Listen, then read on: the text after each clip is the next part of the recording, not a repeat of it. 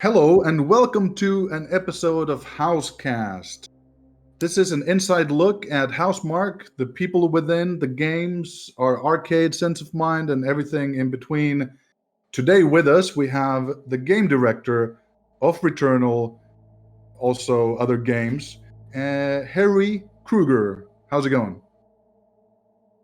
Hey guys, how's it going? Thanks for setting this up, Mikael. Good to see you again, man. Yeah, absolutely. As everybody knows, we're kind of working on and off from remote locations, trying to get Returnal finished. But we're now in a kind of a very sensitive time in terms of the PlayStation family being at a transformative situation.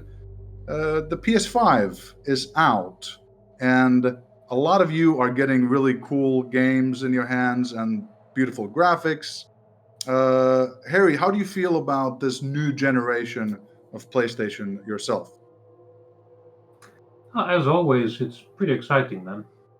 I think as at Housemark, we have been there with PlayStation from the PS3 onwards. We've always been there at launch, and I think just the ramp up to that release has always been very exciting. Just so many possibilities opening up. And on the other hand, of course, there's always, with new possibilities come new expectations and a little bit of pressure to perform in that space as well.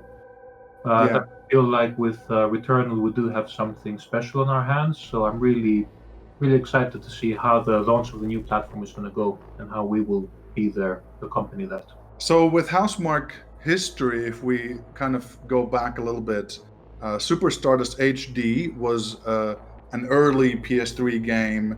It was one of the first sort of quote unquote downloadable uh, minor or smaller price point games. And I think that was a real chance for us to get our arcade hooks into the PlayStation audience. Afterwards, in the PlayStation 4 launch, we actually got Resogun on launch day, very explosive, lots of voxels. I think it had quite a bit of an impact on the audience as well. Looking back, do you have any fond memories of these previous generations, and what would be your highlights? So I actually joined Housemark just over like 10 years ago now. And so this was after Super Stardust HD was released, right? And before joining Housemark, I was actually in Japan, and I remember seeing Super Stardust HD at the time, and it really impressed me. It was so polished and so explosive, so like it got the fundamentals nailed, and at the time I just remember looking at that and thinking Housemark is like the treasure of the West. Fast forward a few months later, and I joined Housemark. So I was a junior gameplay coder at the time, but with an undying passion for game design as well. I think there's a lot of fun memories of all the projects, to be honest, man. And I've been lucky enough that every single one of the games I've worked on at Housemark has been a dream project in some way or another. The crash, the attack, my death. Let's get into a little bit about Resogun. As a PS4 launch title, I was also taking part in that, and we actually visited New York for the launch of that console, and it was quite a carnival of games and tech and everything. So, do you have any fond memories of the launch events for the PS4? But I think just from a creative perspective, it was just such a fulfilling project to work on. It was always a dream of mine to work on a shoot 'em up, and that was the first opportunity that I had to do so at Housemark.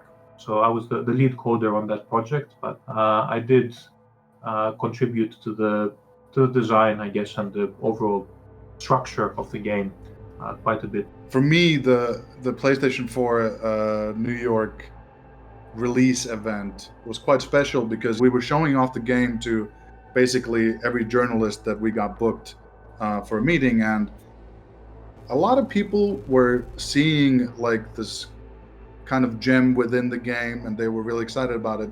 Of course, there happened to be a bunch of big games during that same time, so maybe we got overshadowed slightly. But then I remember when the console launched, and Resogun was one of the favored games, and people started recognizing, oh, Resogun guys, But I think that even with a smaller title, it was really cool to be a part of that launch, sharing that excitement, and now going from the PS4 launch into the transformative time in Housemarque's sort of age, where we get to do a big title with bigger production values, lots of action, and sort of upscale that. So, Harry, how do you feel about going forward into the future, the PS5, the next generation? What's your sort of outlook on how that's going to play out? Yeah, undoubtedly, this is it's a very exciting time for us. I think in many ways, Returnal has been a dream project for many of us, and just having this, almost like once in a lifetime opportunity to, break into this new creative chapter of our company, while also being on a new platform.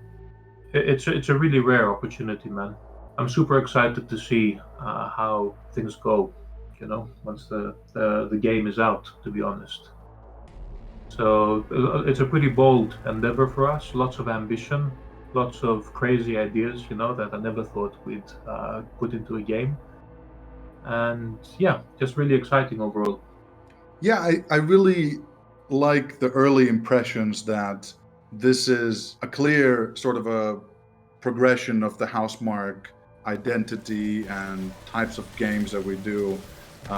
You having been such a central part to that, I think the culture of Housemarque shows in the game, and honestly, can't wait to get it out for everybody to play.